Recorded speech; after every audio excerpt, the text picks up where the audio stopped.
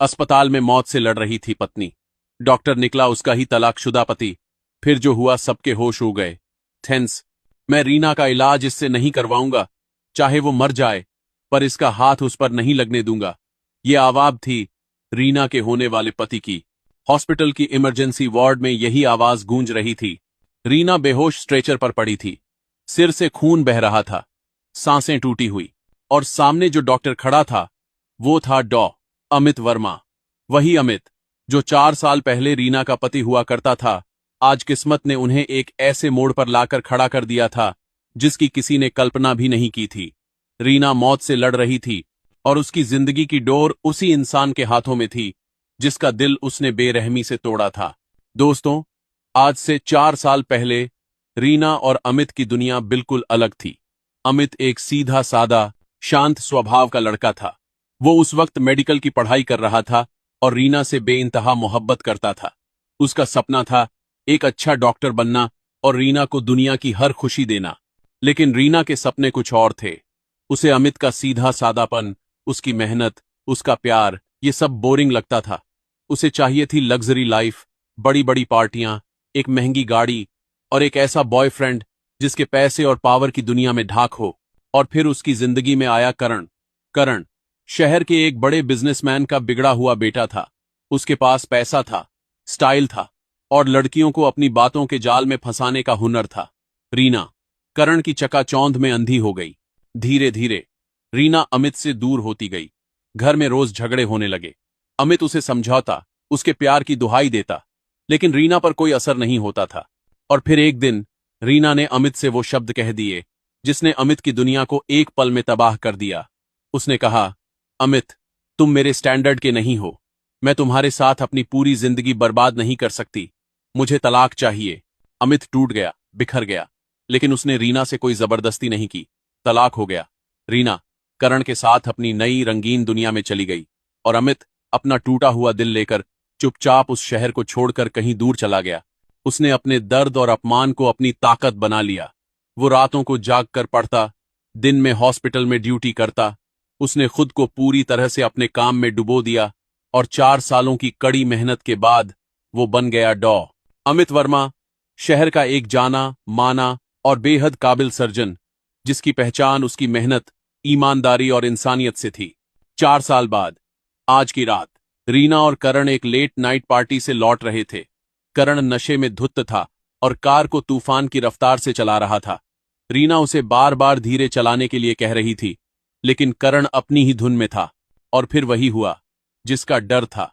एक तेज मोड़ पर करण कार से अपना कंट्रोल खो बैठा और कार सीधे सड़क के किनारे एक बड़े से पेड़ से जा टकराई।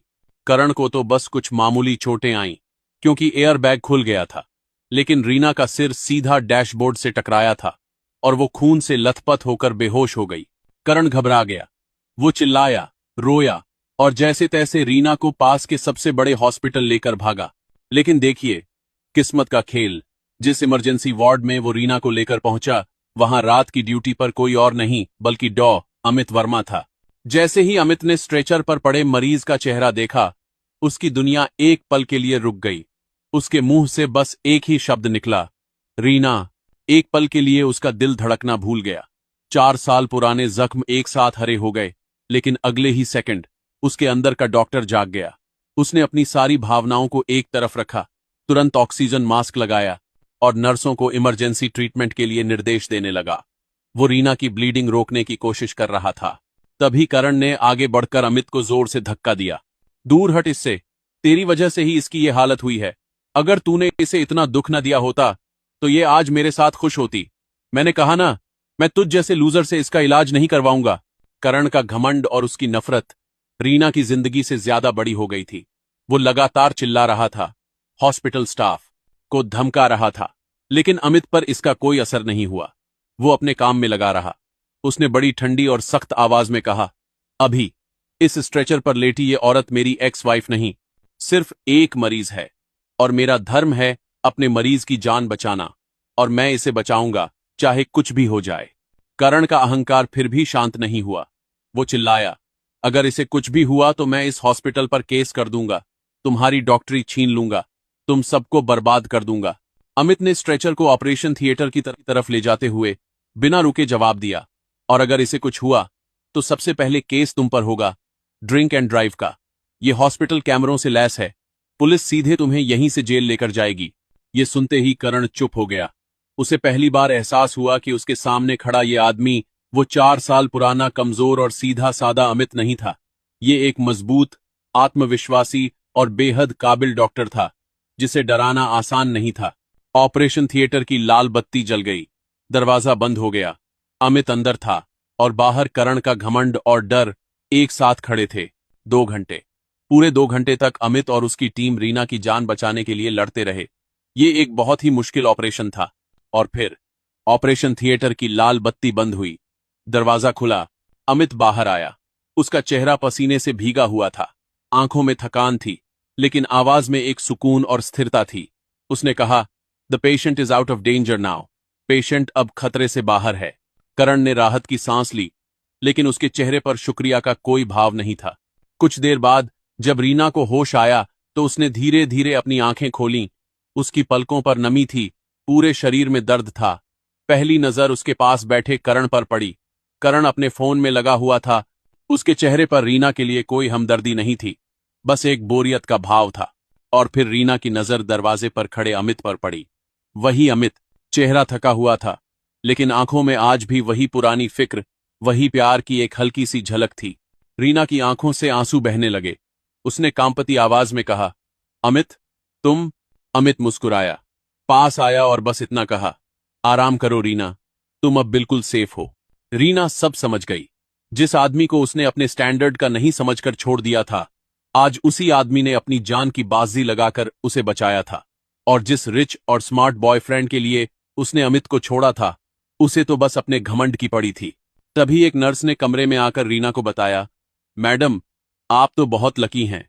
ऑपरेशन से पहले करण सर तो कह रहे थे कि अगर अमित आपका इलाज करेंगे तो वो कंसेंट फॉर्म पर साइन ही नहीं करेंगे। वो तो कह रहे थे कि इलाज किसी और डॉक्टर से करवाओ, भले ही उसमें देर क्यों ना हो जाए। ये सुनते ही रीना की सांस अटक गई। उसे करण का असली चेहरा दिख गया। उसने करण की तरफ देखा और उसकी आंखों में नफरत भर गई। अगर आज अमित यहां नहीं होता तो मैं मर चुकी होती, और तुम्हें मेरी जान से ज्यादा अपने झूठे अहंकार की पड़ी थी। तुम्हें मुझसे नहीं, अपनी इमेज से प्यार है। आज मैंने तुम्हारा असली चेहरा देख लिया। करण के पास कोई जवाब नहीं था। उसकी चोरी पकड़ी गई थी। वो चुपचाप पीछे हटा और बिना एक शब्द कहे हॉस्पिटल से बाहर चला गया, हमेशा के लिए। करण के जाने के बाद रीना ने कांपते हाथों से अमित का हाथ पकड़ लिया। मैंने बहुत बड़ी गलती की थी अमित। मैंने हीरे को छोड़कर पत्थर चुन लिया था। मुझे माफ कर दो, और थैंक यू मेरी जान बचाने के लिए। अगर तुम नहीं होते। अमित ने प्यार से उसकी हथेली को सहलाया, लेकिन उसकी आवाज में अब वो पुराना वाला दर्द नहीं था। एक अजीब सी शांति और परिपक्वता थी। रीना, मैंने तुम्हें हमेशा खुश देखना चाहा है। आज भी बस यह ही चाहता हूं। मैं अपनी जिंदगी में बहुत आगे बढ़ चुका हूं। तुम भी अपनी जिंदगी नए सिरे से जी सकती हो। तुम अब सुरक्षित हो। मेरे लिए बस यही काफी है। ये सुनकर रीना फूट फूट कर रोने लगी। उसे आज एहसास हो रहा था कि उसने क्या खो दिया था। अमित ने धीरे से कहा, तुम जल्दी ठीक हो जाओगी, और बाकी सब वक्त ठीक कर देगा। और ये कहकर वो बिना किसी शिकायत के, बिना किसी बदले की भावना के, एक सच्चे डॉक्टर और एक सच्चे इंसान की तरह शांत कदमों से वहां से चला गया। उसने रीना की जान बचाई, लेकिन उसे अपनी जिंदगी में वापस नहीं लाया, क्योंकि सच्चा प्यार बदला लेना नहीं, माफ करके आगे बढ़ना सिखाता है। दोस्तों, ये कहानी हमें सिखाती है कि किसी की सादगी को उसकी कमजोरी समझना सबसे बड़ी भूल है। अमित ने साबित कर दिया कि असली स्टैंडर्ड पैसों, गाड़ियों या कपड़ों से नहीं, बल्कि